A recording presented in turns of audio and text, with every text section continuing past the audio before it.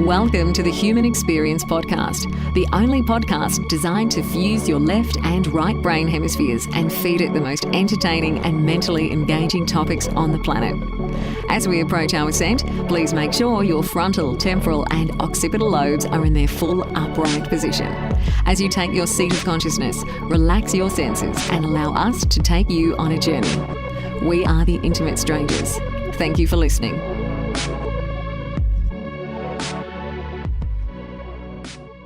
My heart is melting right now. I just, that's amazing. I don't think we've ever had a moment like that on the show before. When you're unshackled from all of that emotional baggage, like what do you want to create, bring into the world? That's it. That's all that exists is right now. So if right now sucks, you're in real trouble. What's up, guys? Xavier Katan here, and wow, what a phenomenal episode with Mr. Tom Bilyeu of Quest Nutrition. Some really amazing things that they're doing over at that company. Definitely check them out.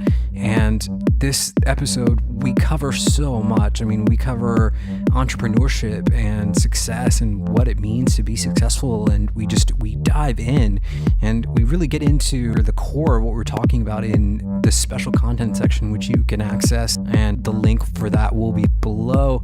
Please make sure that you check out us on Twitter, Facebook, YouTube, all at The Human XP. Thank you so much for listening.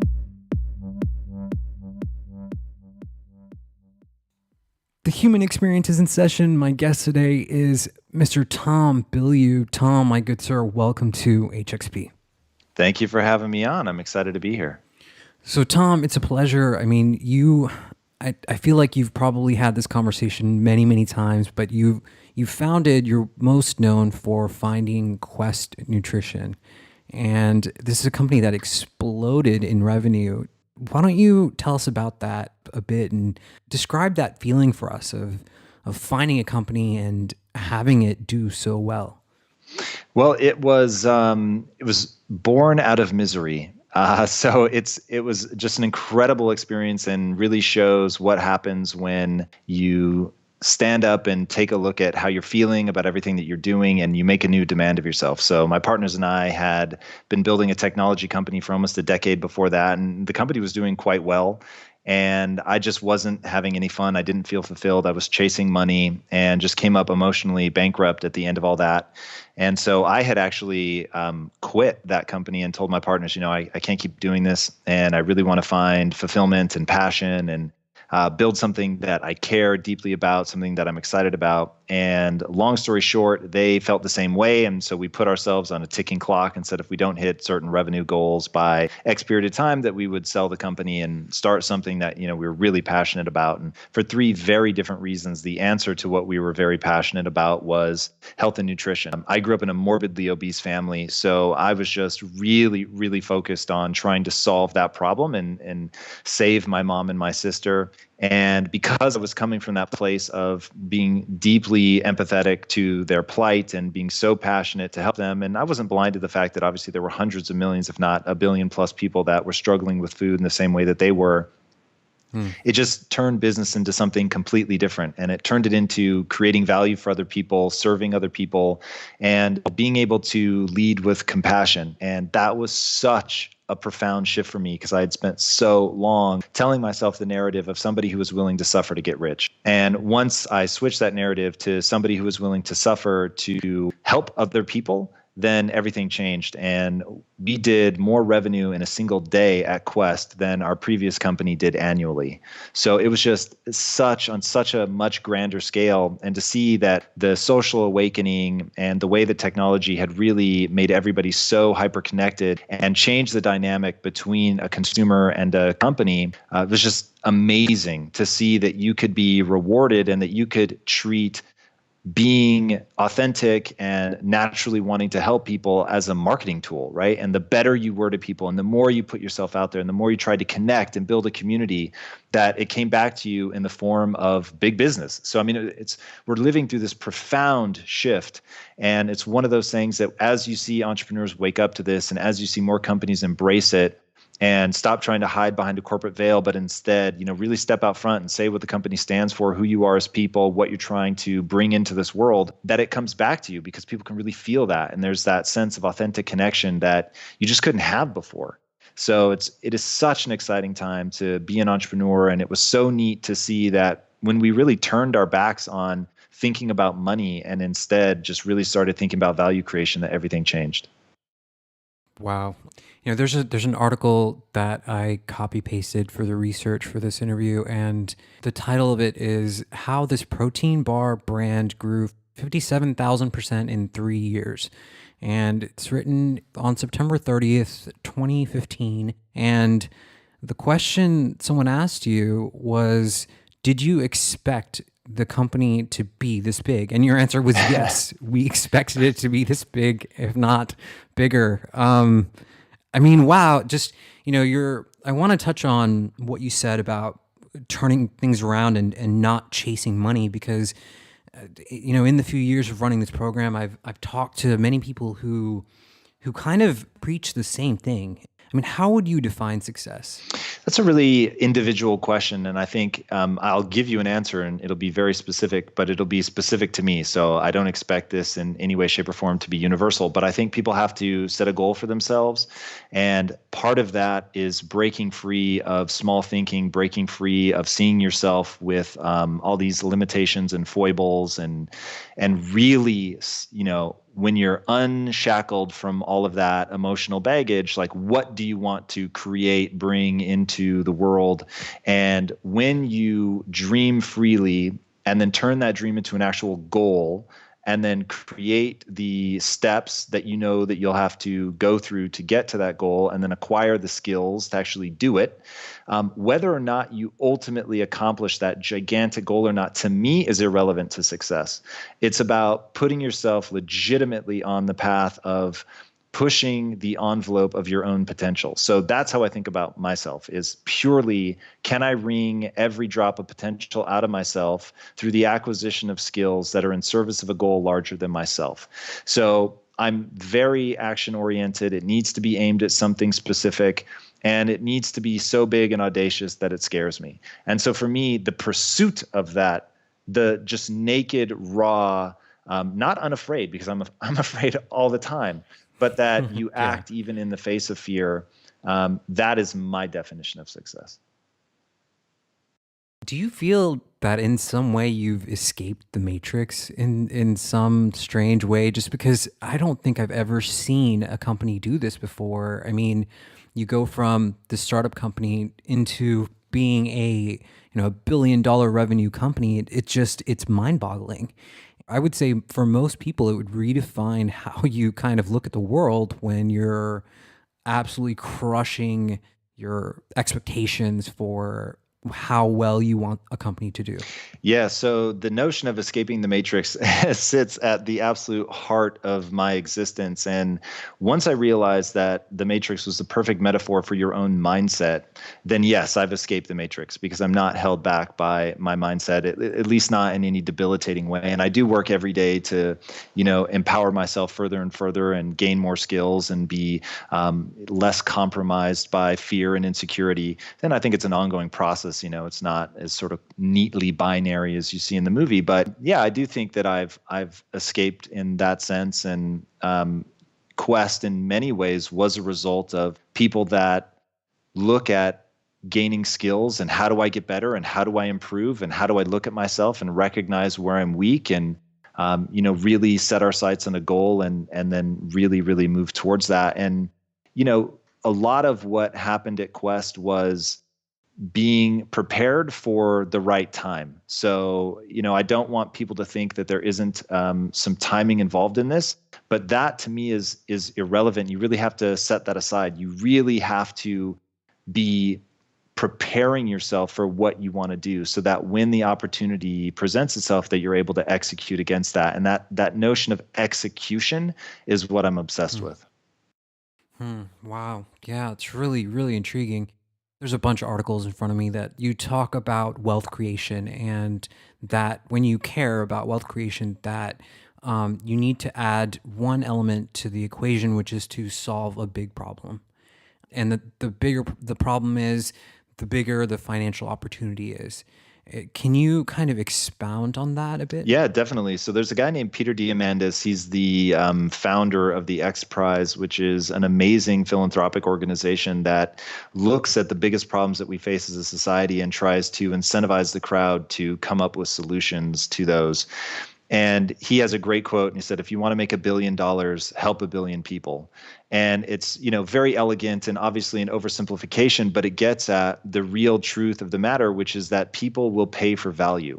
So when you think about the things that you pay for in your life, there are things that you pay for gladly, where you almost can't believe for that amount of money that you can get that product or service because it delivers that much value to you. And if as entrepreneurs that we really look at that and say, we have an obligation not to just be clever marketers, but we have an obligation to create something that's worth selling.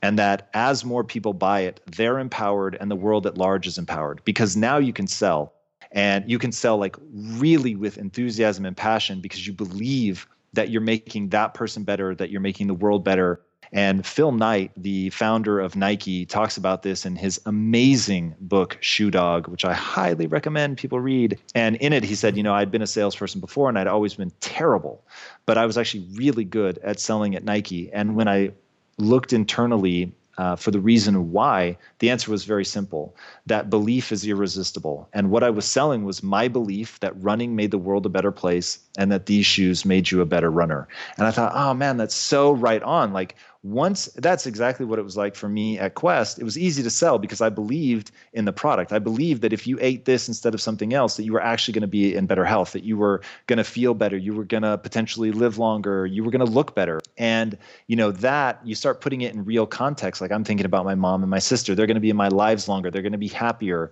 But think about people that have kids. They're going to be there longer for their children, or they're going to be able to, build something that they otherwise might not have had the energy to build, or the longevity, or whatever the case. So, you can really pour yourself into that kind of thing. And the beautiful thing about any grand endeavor is that it will yield to time, energy, and focus. And so when you've got that energy and you're willing to put in that time and that focus because you believe in it, ultimately, even the hardest problems that we face are going to fall away. And as they fall away, if they're falling away to commerce, to a business that's built on bringing value into something beautiful for the world, then you get that amazing combination of generating real wealth, which can be leveraged to make other things come true. Because to me, money is just a facilitator. And if you've earned that money facilitating something amazing, garnering those resources will only let you facilitate more great things. Yeah, I love the eloquence in your explanations through these questions. We're going to keep going with the entrepreneurship angle here for a little bit longer, but being an entrepreneur seems like it's almost a trendy thing nowadays. I mean, if I hear about another kid who has invented the next best thing and sold it for, $40 billion, I'm going to vomit. I can't take it anymore. And I mean, I've been in the startup world for at least 10 years building companies. And I want your opinion on what you think about where startup culture has evolved to and kind of what is going on here. Yeah, I'll take a slightly different viewpoint, and I'll say this: finally, the world reveres people who are building something, and they revere in themselves the ability to create something. Now, a lot of them, just like a kid who's looking up at a basketball star, instead of thinking about wanting to be capable of a championship performance, he's thinking about wanting to be a champion. And the difference between those two is vast, and it is so important. And so people look at entrepreneurs and they're thinking about a big house, a fast car, lots of money, girls, whatever it is that they're thinking about, instead of thinking about building something that matters. But at least we're living through this moment in time where people like Steve Jobs or Elon Musk or Richard Branson, people look at them and they want to be them. These were the geeks. These were the ones that were picked on. I mean, Elon Musk was literally bullied and beaten. And one of the things that he was trying to do was to escape that when he left to, he ended up in Canada first. But that was why he left South Africa. And the fact that we now as a society look up to them the way that we used to look up to rock stars, to me, is absolutely breathtaking, because at the end of the day, an entrepreneur's job is to build something that matters. An entrepreneur's job is to build something that is so valuable that people will trade their money for it. And since most people are trading time for money, you're literally trading time for that entity, your most valuable thing. So if people can actually do that, create something that is so unbelievably valuable that people are, in essence, trading their time for it, that's so amazing to me. And so yes, it's trendy. And yes, a lot of people are doing it purely because it's trendy. But man, I'll take that. I'll take that juice and try to get people to understand that it's even more powerful than you think. Once you switch your mindset from I want the car, the house, the jewels, and start thinking about I want the resources that allow me to build things that matter. I want to have global impact. I want to learn how to hold myself to metrics and learn how to move and shift and acquire new skills as the market demands it. Entrepreneurship to me is a very amazing expression of what it means to be garnering skills in service of something bigger than yourself. Yeah, that's such a beautiful explanation. I really, really connect with that. I don't know. A part of me is a little bit bitter, or I just don't handle it well anymore. I just feel like everyone wants to become an entrepreneur for the sake of making $1 billion. And it's not as clarified as you just kind of made it. And I mean, it's something that I think there was an article that you wrote. It says that entrepreneurs are made, not born. How did you get to a point where how old are you now? 40. Okay. This was 2016 where you guys were exploding. How did you go? I mean, was there an understanding? Was there something internal? Did you start meditating? Did you start following a certain guru, or did something happen internally other than your desire to solve a problem for the external world? Did something happen to you on the inside that might have reflected this explosion with your company and the success of your company? Well, it's really important for the world to know that there were 3 of us that started the company, and the other 2 guys are just incredibly talented entrepreneurs as well. And and we were on 3 very different paths. So whatever things that I did was but 1/3 of the puzzle. And for me, it's really been a very long journey of self-discovery that was born out of massive insecurities and not feeling good about who I was, not feeling good about what I was capable of, feeling like I was trapped, feeling like I could do more, I could be more, but I didn't know how. And really, movies were the things that helped me understand what that was. And The Matrix is the perfect example, and was as close to a lightning rod moment as I had, where I saw this perfect allegory for what was really holding me back, which was my mindset. And once I realized, okay, your mindset is what's holding you back, then I could begin attacking that mindset and building a new mindset and identifying the things that hold me back. Like, one thing that is invisible, I think, to most people is what you build your self-esteem around matters. So I think people just think of, oh, ego is bad, or you should have self-esteem. But the fact is that what you build your self-esteem around could be self-destructive. So for instance, I used to build my self-esteem around being right.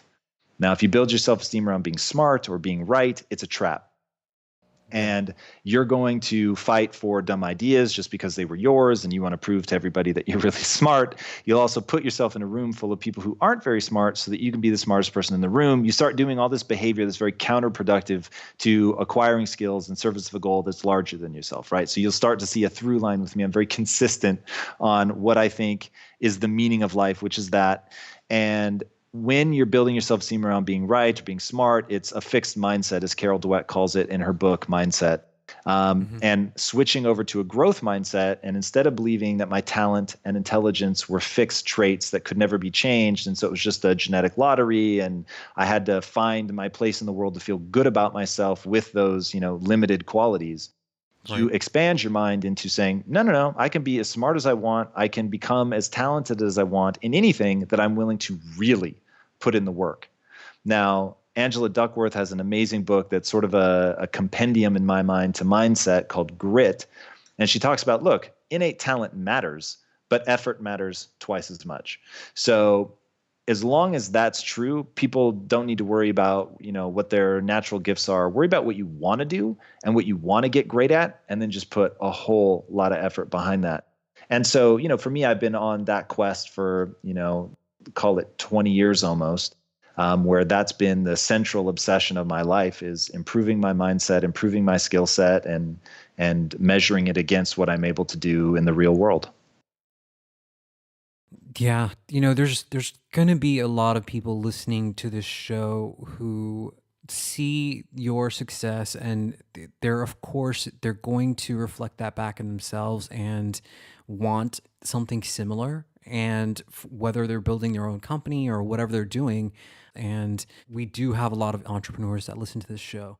Was there a point where you felt like giving up? You felt like, I can't do this anymore. I just have to let this go. 100%. When we were building the technology company, and I went to my partners and I said, I quit, literally. That was me saying, okay, the traditional path to quote unquote success, where I make a lot of money and I've got the big house and all that, it is so draining emotionally. And never were truer words spoken than somebody who said, the only thing you actually have is the present moment. That's it. That's all that exists, is right now. So if right now sucks, you're in real trouble. So I wanted to find a way to enjoy my right now. And so that became the mandate with business was going to serve my right now. It was going to be something that I believed in today. It was going to be something that I felt passionate about today. It was going to be activities that I was going to be able to enjoy right there in that moment. And that was one of the reasons that, a huge part of our marketing strategy was to celebrate transformation, was because that was awesome to see. And it was awesome to know that we were contributing to that. And it was awesome that the community was getting excited about the brand because it had helped them transform. So all of that was like exactly delivering what I wanted business to deliver, which was momentary happiness right now, today, as well as what I call framework happiness, where you're trying to become something. So it gave both sides of the coin. Yeah. Is there something that you could offer people that are listening, that, let's say that someone is pursuing their dreams and they're failing, and they're trying and they're doing their best, and it's just not working? What do you say to someone in that position? They need to focus on two things. One, skill acquisition. So they need to identify what are the skills that they need in order to succeed at what they're doing. And if they're blaming anything on the outside, economics, family, circumstance, how they grew up, whatever, they're holding themselves back. It is merely a set of skills. So no matter what you're trying to accomplish, if you become so good they can't ignore you, as Steve Martin says, then they won't ignore you. But you've got to put an unending amount of time and energy into that. And that brings me to the second thing, which is you've got to think of yourself through the lens of a lifetime, not the lens of a moment. Said another way, be patient. Now, the reason I don't like using the word patient is that's very passive to me. And I think people just need to understand that it's not like you grind for a week or a month or a year. You've got to be grinding for decades. Now, if you're grinding for decades and you're really getting better and you're developing your ability to understand what skills stand between you and executing on what you're trying to accomplish, and you get very good at deliberate practice and acquiring those skills and making sure that you're really pushing the boundaries of your capabilities, ultimately, success is going to relent to that, right? Time, focus, and energy. If you're putting enough time, focus, and energy on something, ultimately it will relent. But people want it fast. And I get it. And you should act with as much speed as humanly possible. But you've got to be going all out all the time for decades. This is not something that happens overnight. Yeah. And, I've done that, and there gets to a point where you just start to burn out. So what do you say to that when you are pushing so hard all the time that you're pushing 16-hour days, you no longer have a social life, all you're doing is working on your company or your project or whatever you're working on, and you're just so passionate, involved, immersed in it that, it's become everything that you do. It's happened to me. Has it happened to you? Yeah, for sure. And my answer to that is know thyself. If you want to take a day off, take a day off, right? This isn't a moral thing. And I think people get caught up in that. So first of all, I don't believe everybody should be an entrepreneur. I just think everybody's capable. So a person who shouldn't be an entrepreneur is someone who doesn't want to be an entrepreneur, because it's hard as hell. So if you're going to do it, then it better be fun, right? And you better enjoy the process. Like I am obsessed with learning. I'm just obsessed. I would find it fun to learn, even if I was living on a desert island and nothing that I was learning had immediate application. I just enjoy the process of garnering knowledge. Yeah. So, and then I like helping people. So any business I'm going to be involved in has to help people. That's got to be, because that's fun in the moment, right? So one person writes in, like my goal in doing this podcast is that somebody in your audience is going to write in and say, my life is a little better because of that podcast. Yeah. Now that's the juice for me. So that's why I, want to engage so heavily and build community and engage with my community. Is I really love the moment of awakening in someone's eyes when they realize just how much they're capable of if they're willing to put in the work over the long run. Like that's fun for me. But let me tell you, if I need a day off, I'm going to take a day off. Even though I pride myself on getting out of bed fast, hitting it. Like today I was in the gym before 3 a.m. Yesterday I was in the gym at 2:30 a.m. So like I'm a total grinder. I love that. I eat it up. It's a huge part of my identity. But if I wake up one day and I'm like, holy hell, like for real, I'm not feeling this today, then I'm going to take time off. And man, I all but shut down at Christmas because I want to spend time with my family. So, know thyself. Don't be you can achieve balance by aggressively going on two ends, work hard, play hard. Yeah. It's really easy to talk about and it's really easy to say, and to put into practice is a whole other story for me anyway. And, kind of like you said, know thyself. Very, very true. Very wise of you to say that. I'm curious to know, when we first started this process of setting up this interview, the first thing that I noticed from Quest as a brand was that there were people who were just innately kind. It was like this window to kindness. It's the strangest phenomenon, because I email a lot of people, and we get a lot of emails, and just the communication was always on a level where it felt like someone on the other end actually cared what you were saying. And that affected me personally. Is this something that you employ into your philosophy as a company? And is this something that you kind of put into your employees, or how did that happen? Yeah, 100%. So there were three things that I looked for in hiring employees. And number one was ambition. You had to have grand ambition. Number two was drive. You had to have the willingness to see it through. And number three was compassion. So, we weren't looking for hyper competitive people or anything like that. We wanted people that were legitimately compassionate, that actually feel empathy for other people, can connect, that want good things for other people. And that's a big thing for me, is when somebody can want good things for another person, like that's somebody I want to be around. Yeah, absolutely. I want to shift gears here. I want to try to get existential with you if we can. Yeah, let's get crazy. What is your regard to consciousness altering substances, psilocybin? Where are you in regards to meditation, consciousness, using substances to enhance your cognitive performance, all of that?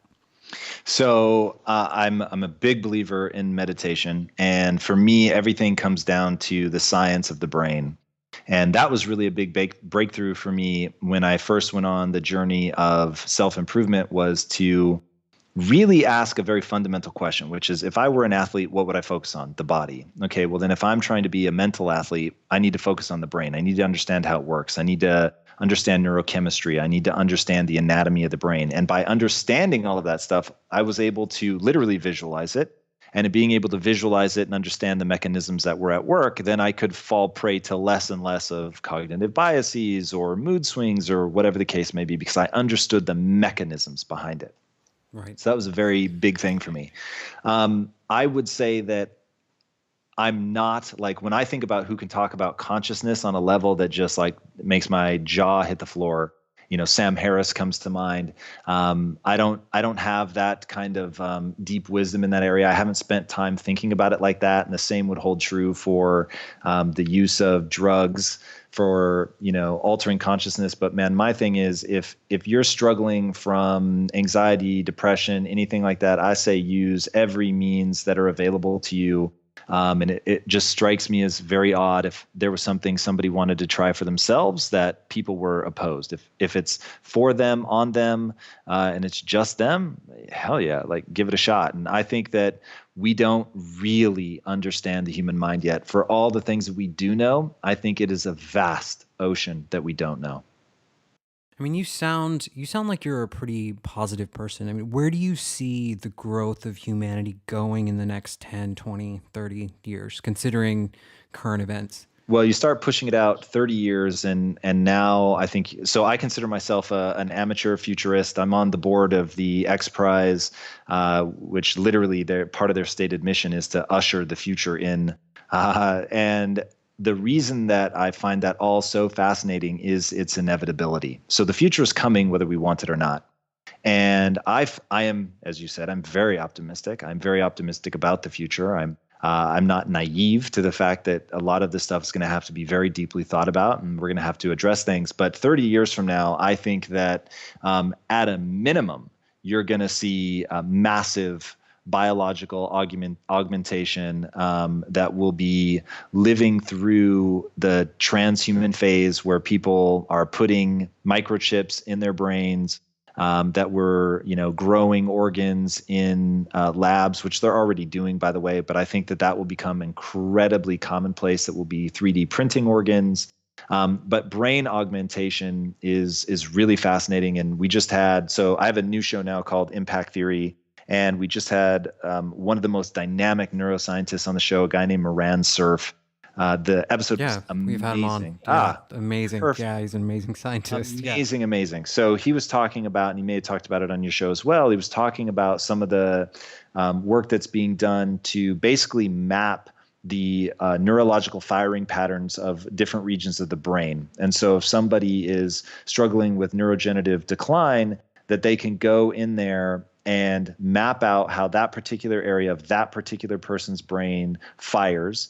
And then as it hits a critical point where it's degenerated too far, they will literally remove or bypass that part of the biological brain and insert, I'm not sure if it's a chip or exactly what it is, but they would put in something artificial that would take over and replicate the way that brain fires in all those different circumstances. And that's already being done now. So you can imagine what's going to be happening in 30 years. I think it's going to be amazing. I really think that, if you follow Ray Kurzweil, something like 87% of his predictions about the future have come true. And he's saying in 2045, we'll hit the moment of the singularity, which is where technology will be advancing so fast that, like a black hole event horizon, we can't possibly predict what happens after that. And people sort of round that to the moment where they think that we'll be able to upload our consciousness. It's utterly fascinating. And of course, one has to at least ask the question, are we already living in the Matrix? Yeah. That's a really good question to ask, actually. Are you a transhumanist? I mean, do you feel like you would be up for uploading your consciousness, living forever? No question. I'll never be an early adopter. I think there's a lot of risk involved in that. But once the technology matures, absolutely. So I have stated many times publicly that I plan to live forever. So that's definitely the game plan. Wow, that's impressive, man. I'm not sure if I would follow in those footsteps, but I'm not. No judgment here. Has there been any certain thing in your life that has impressed you the most, or had the most kind of gravity in your life for you? Any book, person, event, anything like that? It's interesting. I'm going to tell you what the first thing was that before you finish that leapt so forcefully into my mind. There is a certain look that my wife gets sometimes when we're all alone and we just lock eyes, and she gives me this look that is the facial equivalent of pure love. And that to me is the juice. Like that's my everything. If every moment of my life could feel like that, I truly would need nothing else. My heart is melting right now. I just, that's amazing. I don't think we've ever had a moment like that on the show before. Dude, my wife and I are super, super obsessed with each other. And we've been together now for 16 years. And we've been through everything from poverty to, tremendous success and highs, lows. But through it all, we've really made sure that we were growing together. And that isn't easy, but that is, like, at the end of the day, for longevity, you've got to want to change, right? Like, I'm a guy who's obsessed with adding new skills, thinking in new ways, not letting my ideology become dogma. And so to get two people to grow in that same way, it actually takes recognizing that look in that person's eye is incredible and it's amazing, and you should note it and talk about it and enjoy it and, cultivate the ability to get back there. Yeah, so true. And, I want to leave it on that sort of cliffhanger for the members content side. Tom, where can people find your work? Where can people get to your website and what you're doing? So at Tom Bilyeu is the best way, and my last name is spelled a little weird, and that's B as in Bravo, I-L-Y-E-U. And then I have I've moved into a founder role at Quest Nutrition. I'm no longer involved on a day-to-day basis, but I founded a new company called Impact Theory. And so you can also check out everything at impacttheory.com. Cool. This is The Human Experience. Thank you so much for listening. We will get to you guys next week.